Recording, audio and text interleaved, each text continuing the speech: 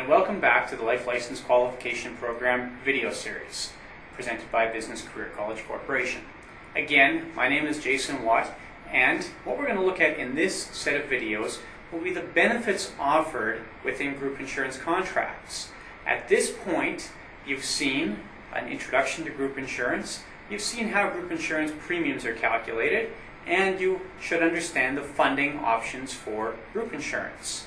We're going to spend the next few minutes talking about the various types of benefits offered within group insurance plans. Now, in reality, there are a great variety of options for some sort of group coverage for employees or for union members or for association members, but we're going to be concerned here specifically with life insurance benefits. Or with benefits related to life insurance products, more accurately. We'll first look at the most obvious, I guess, which is group life insurance.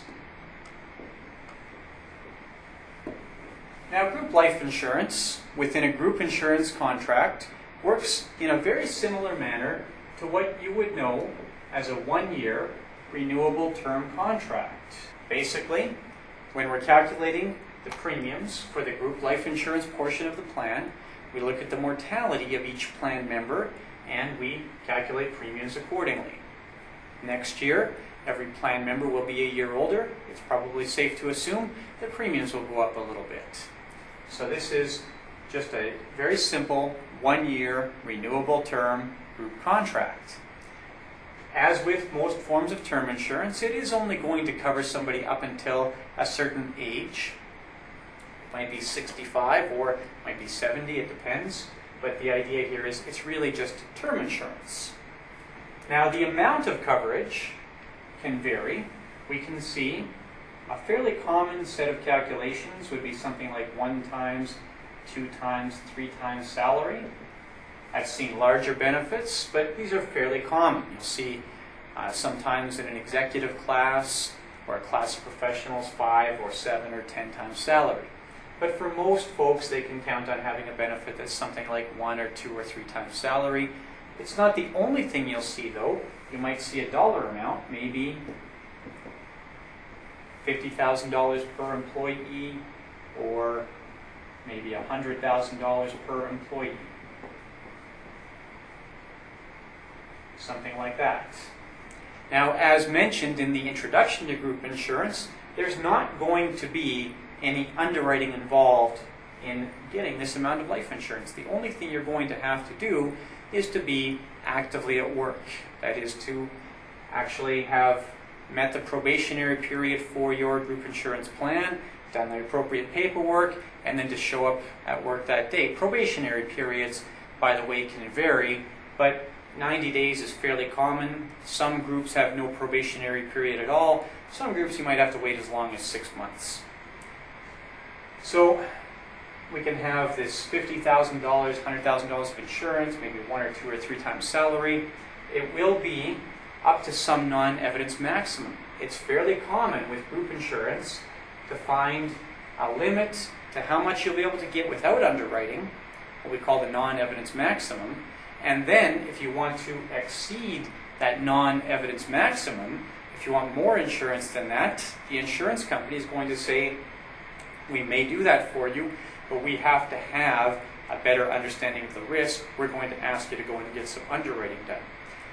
You'll see the same concept come up again when we talk about disability insurance later on, that there will be an amount of insurance we're going to put in place without any evidence of insurability, but if you want to exceed that amount, that's where we have to get into a non-evidence maximum.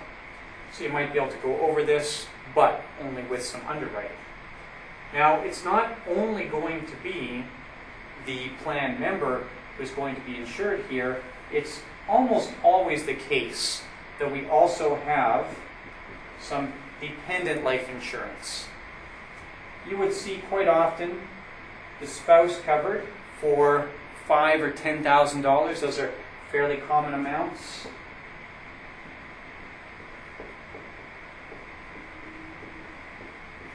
And you would also quite frequently see the kids covered for maybe $2,500 or maybe $5,000 per child.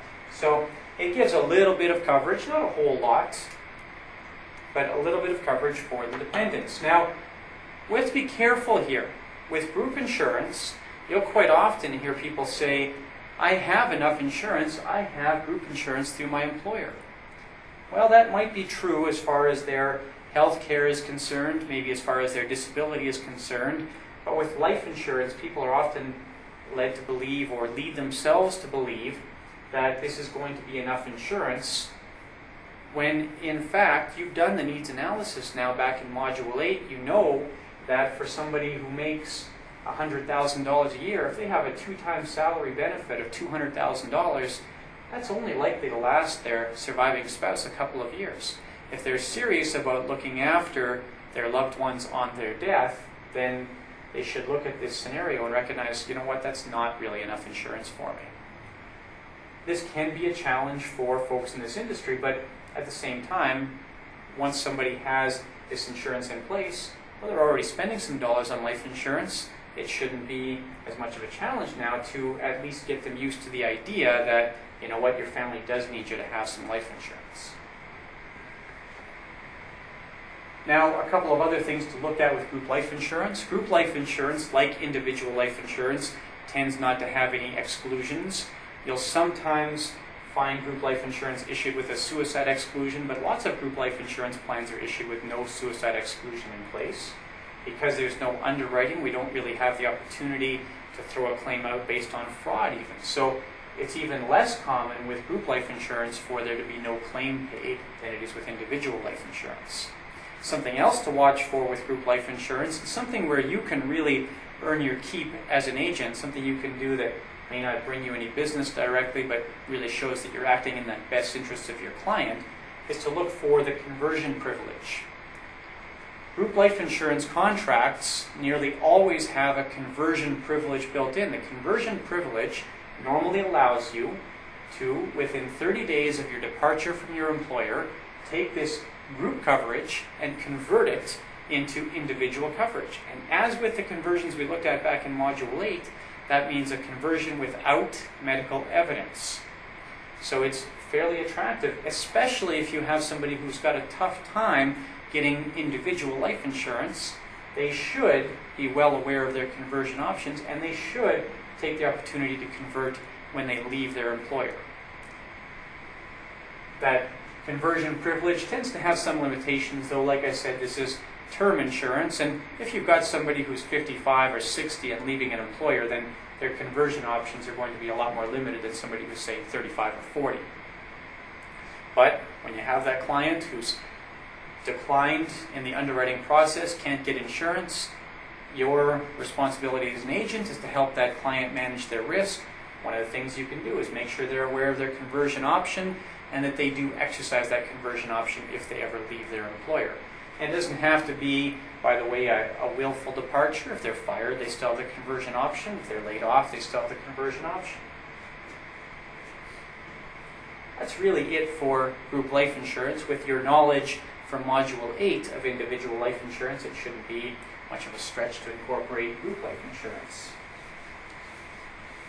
Group life insurance benefits, by the way, are virtually always paid out as a lump sum in today's plans. At one time, it was fairly common to see a survivor income benefit, and that survivor income benefit would have typically done something like pay your survivors 2 years of your salary upon your death.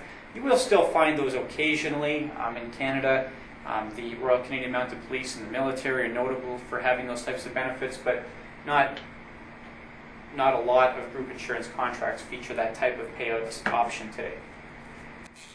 The next we'll look at is the accidental death and dismemberment option. Because it's very inexpensive, almost all group insurance contracts include some AD&D benefit. And this AD&D benefit is going to look very similar to the AD&D benefit that you saw back in Module 10.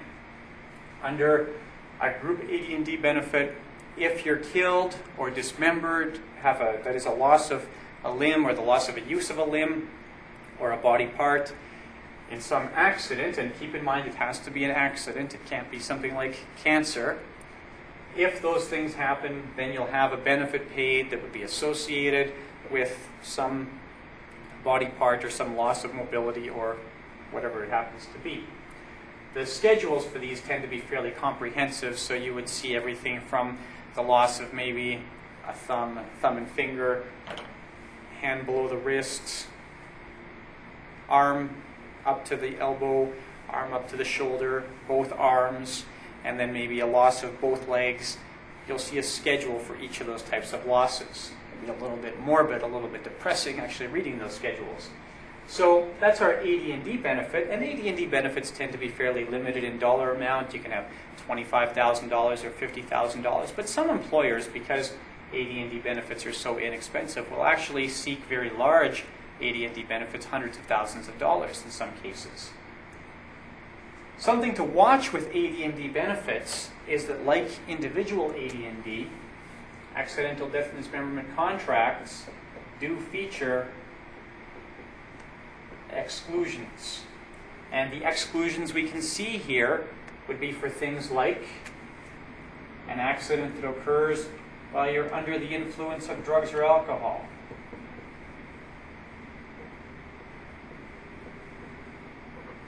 We can also see exclusions for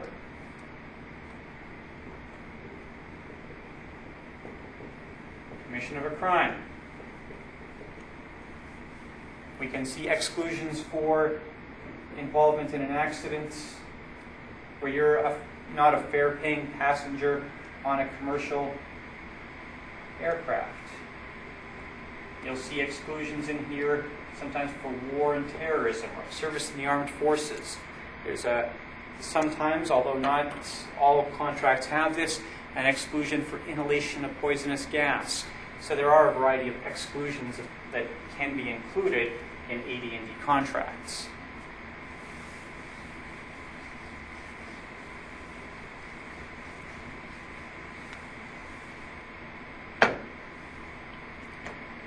So the next type of benefit that we'll look at is our disability benefits. And disability benefits within group insurance contracts are broken up into two portions. The two portions are short-term disability, which is often called today weekly indemnity. Indemnity refers to restoring somebody to the position they were in before they suffered a loss. And we have the long-term disability portion of the plan.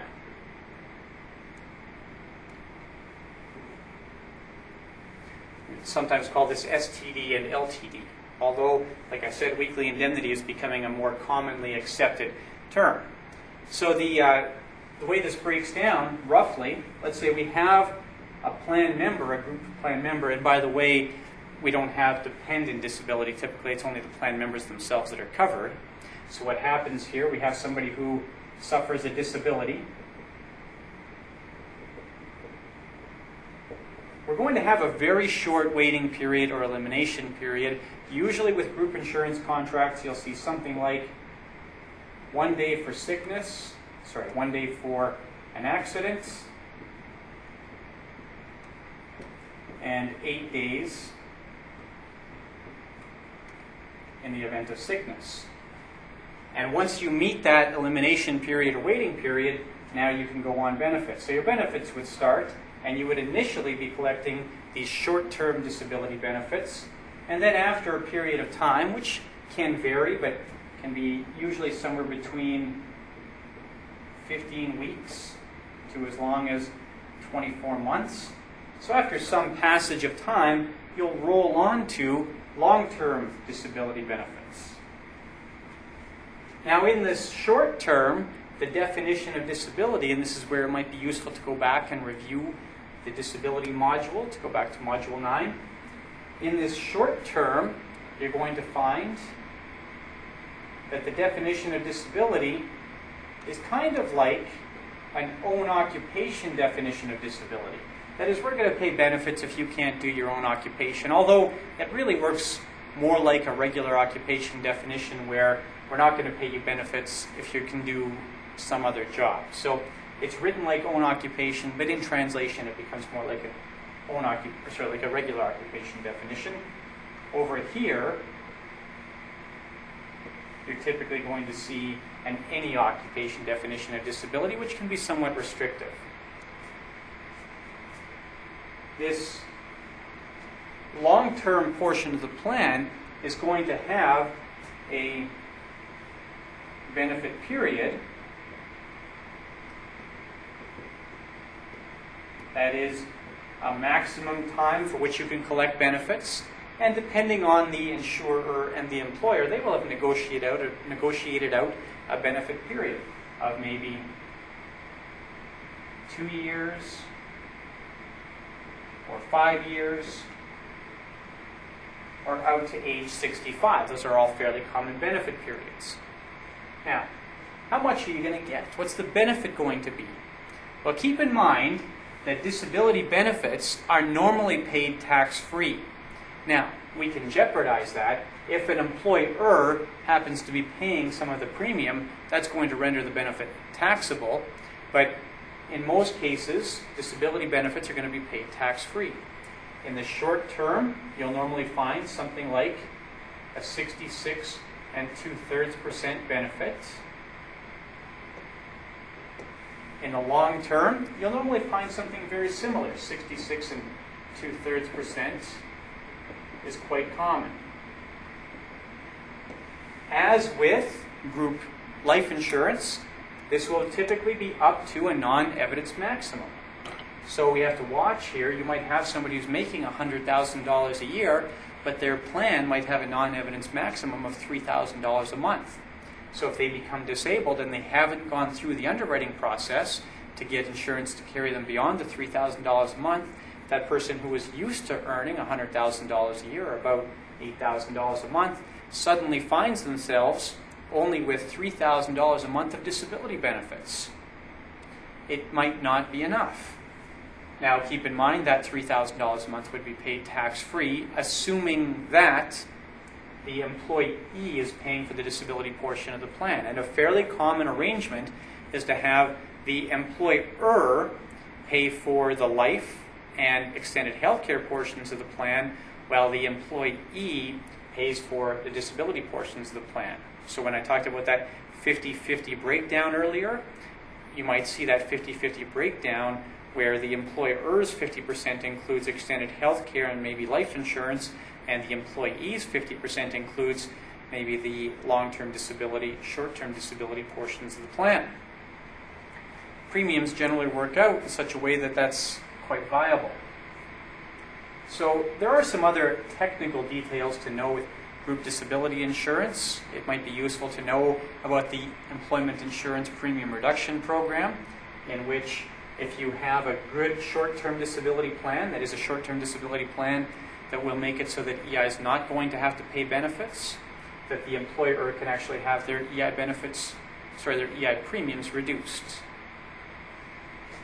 If the employer chooses that, they have to share some of their savings with the employees. It's a fairly complicated provision, but it is one that you might be aware of.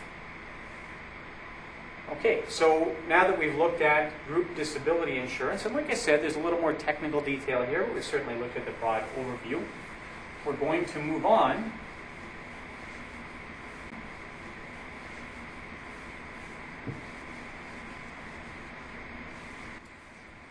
the next component of group insurance that we'll cover will be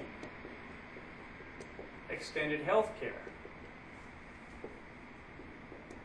Now, when we talk about extended health care here, I'm going to include dental, prescription drug,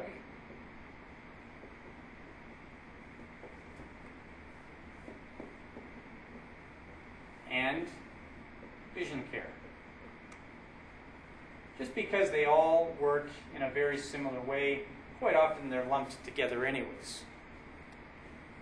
So extended health care is going to cover, just as you saw back in Module 10, extended health care is going to cover the stuff that's not covered by your provincial health care plan, but is related to a necessity for health care. You won't find in here that we're going to cover elective treatments or cosmetic treatments, but extended health care will cover anything then that's not elective or cosmetic and isn't already paid by your provincial health care plan. I shouldn't say anything, sorry. Extended health care plans do have some limitations.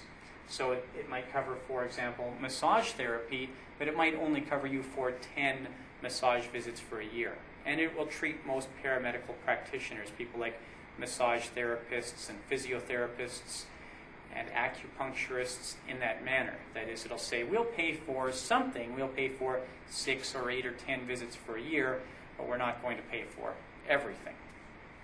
The dental portion of the plan, dental portions can get quite complicated. And part of the reason is that portion can get quite expensive. So within the dental portion, this is where we see some pretty careful anti-selection measures by insurance companies. They might cover routine cleanings in the first year of the plan, but they might say no ortho coverage until year 2, for example, or maybe no ortho coverage until year 3. And you'll also find here some fairly comprehensive cost-sharing measures. You'll find less frequently today, but very common at one time, was deductibles, and you'll find co-insurance quite often here as well. So you may not get all of your dental coverage or all of your dental costs covered, but you'll get the majority of them covered by many plans. You'll include here orthodontic coverage, and orthodontic coverage is often quite restrictive, maybe no more than $2,500 per member per lifetime, for example, or maybe no more than $1,500 per year. So there are a variety of ways we can incorporate some cost sharing here. Prescription drug plans.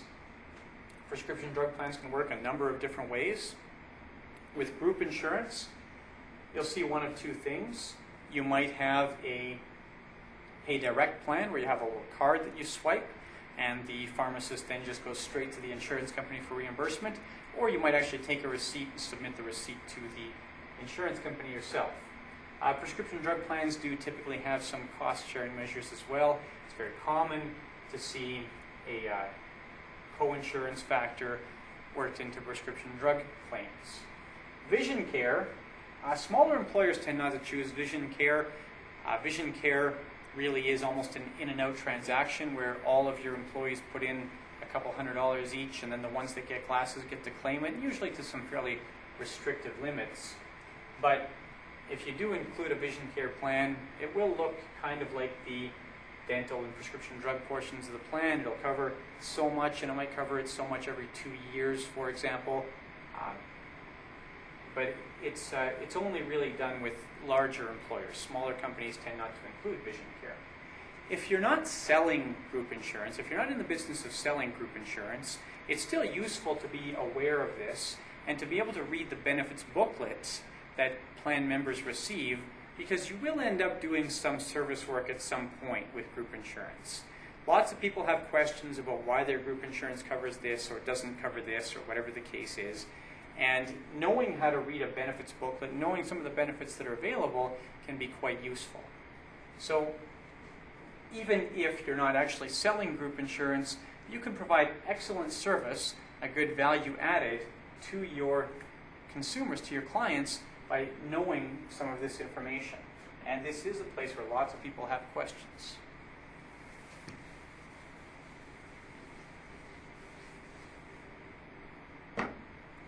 So having looked at those 4 basic components, the 4 most common sets of components, that is the life portion, the AD&D portion, the disability portion, and the extended health care portion of your group insurance plan, we've really covered the most common components of group insurance. Now, there are a couple of other things you should be aware of. One thing that is quite likely to be tested, actually, that has become increasingly common with group insurance is an EAP, an Employee Assistance Program or an Employee Assistance Plan. And what these EAPs do, they're kind of an element of preventative medicine. See, what happens employers put these plans into place, and they know that they're paying claims if something goes wrong. So they put into place an EAP, and the EAP is designed to prevent something from going wrong or to catch a problem early. So if you have an employee who's having a difficulty at home, maybe they have some relationship difficulties or a dependency issue, then that employee can typically pick up the phone and call a 1-800 number. And when they call a 1-800 number associated with the EAP, they're going to get a confidential referral to some sort of professional in the local area who will see them a limited number of times, maybe 6 or 8 or 10 times. And that visit is done confidentially then. The employee never has their information given to the employer that they went and saw this professional, but they get some help early before they have a serious problem. So those are increasingly common plans. The cost for EAPs is relatively low, primarily because usage is still relatively low. You'll see some employers use a reverse EAP where the employee actually has to go to the employer first and ask for permission to use the EAP before they can access that benefit. You'll also see today critical illness insurance included as part of group insurance plans. When we include critical illness insurance, it looks a little bit like the basic critical illness policy that you know from Module 10. The difference here would be that with that type of critical illness policy, it tends to have a lower benefit amount, maybe $10,000 or $25,000, and it may not cover the broad range of conditions covered under a comprehensive critical illness policy. Now, something else you should be aware of. I talked about it when we talked about funding options in a previous set of videos, but employers are sometimes looking for ways to help control their costs. So, especially with larger employers, but not only with larger employers, today it has become quite common for employers to shop around different portions of their plan to different insurers. So you might look at one insurer's life insurance and say, you know what, that's a really good deal, but I don't really like their disability portion. And then you might end up placing your life portion with that insurer and placing your disability portion with a separate insurer. So especially with larger employers, they will have a variety of different coverages in place with different with different insurers, depending on what's appropriate for them. And as mentioned in the funding options plan, they might have their extended health care and maybe their short-term disability on a self-insured plan, while they have their life, AD&D, and maybe long-term disability on a fully insured plan. So there are a variety of different options here as far as constructing group insurance, and those that specialize in group insurance really get to know exactly where they can find the best bang for their buck in the group insurance world. If you are in the business of selling group insurance, if this is something you find yourself doing, then you will find that shopping around for the best deal can be quite viable. You'll find that there are a great number of options out there as far as what actually happens with group insurance.